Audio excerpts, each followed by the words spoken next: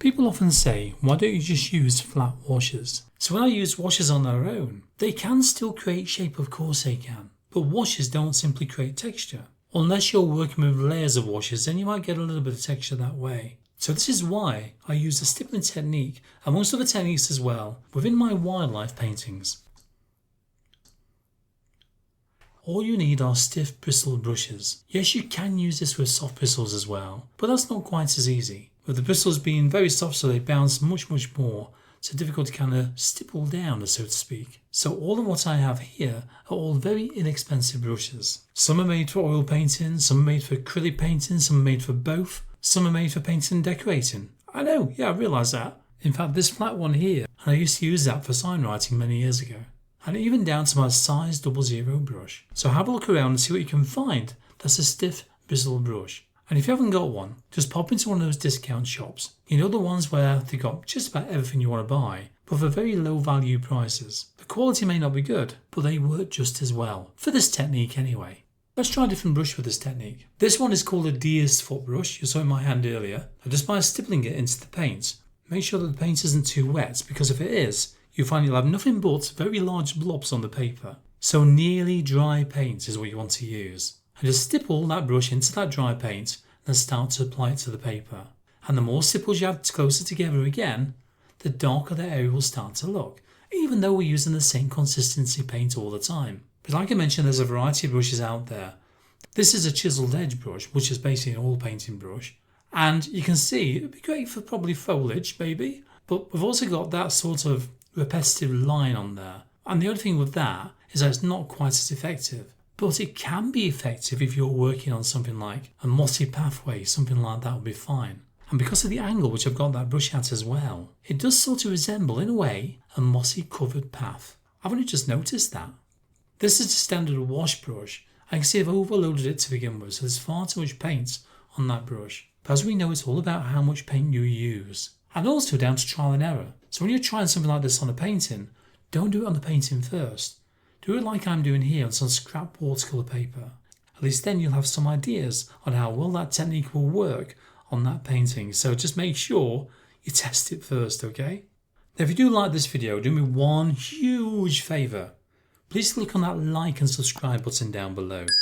Because for me that goes a long way. Plus also, it will help other arty folk just like you find my channel and give them the chance to be able to paint detail using watercolours. Thank you. Also consider how hard you're tapping that brush, because if you press too hard, you find that the dots are far too big. And also when you do press too hard, they'll create little long lines like this here. So they're not dots anymore, are they? They're just basically big blobs of paint. I know. So what I suggest you do is very lightly load that brush, give it a roll as you pull it away from the mixing palette, and then tap it once or twice on some kitchen roll before you go to that painting. That reduces the problem with the blobbing effect, which it does, but will also start to give you those finer dots. Because like I just said, the harder you press, the bigger the dot will be. So you need to use a fine tip brush which is barely loaded with paint. And 2 hairs of air, not literally, but you know what I mean. Very lightly tap that watercolour paper. So it's just touching that surface. And even though we have to hold our brush at an angle, the more vertical the brush will be, the finer the dot.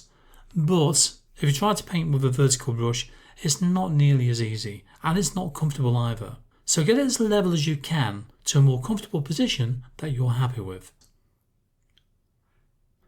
As we know with detailed watercolours, is that you need to have plenty of patience. And people say to me, Paul, I haven't got any patience.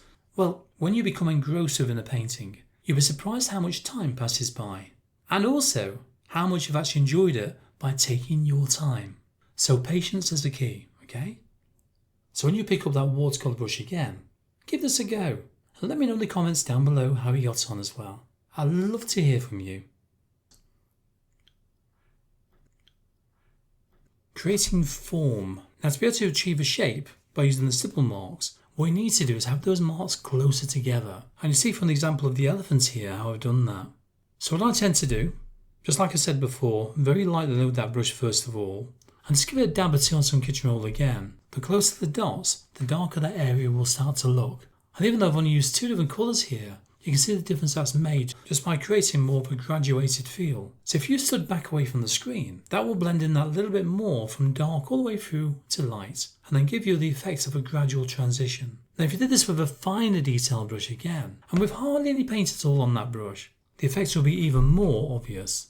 So you can see how I've kind of adapted this technique to the paintings I've done here by creating small areas of shapes within those subjects, and that's without too much background shading to begin with. And that's what I like about using this technique. You can create something that's fairly realistic just by using those little tiny stipple marks. I know. I mentioned earlier you need to consider the consistency of those paints, you really do. The more waterier, is that a word? The paint is, you find it's harder to load up on that brush. Because remember, you only want a small amount of paint on that brush. We need to make sure they take most of that paint off that brush before you go to that painting. The other reason why I use the stippling technique, not just for texture, by using the layering technique to create depth within that subject you're painting. As I demonstrated earlier on, the closer the dots are together, the darker the area will be. But also, if you're working on a lighter area or mid-tone area, once that layer of stipple marks are dry, then you can add another layer over the top, such as another colour, a different strength of paint if you want a darker pigment, just by thickening down that paint that little bit more.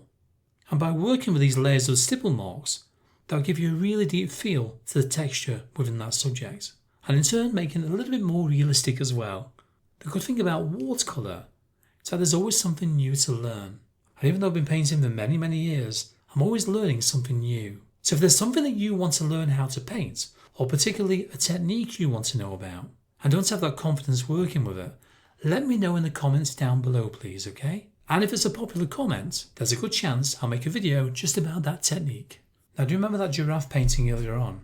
Well, here's a 20-minute video on how I put that painting together, which included, for that very long neck, the stippling technique. I'll see you there.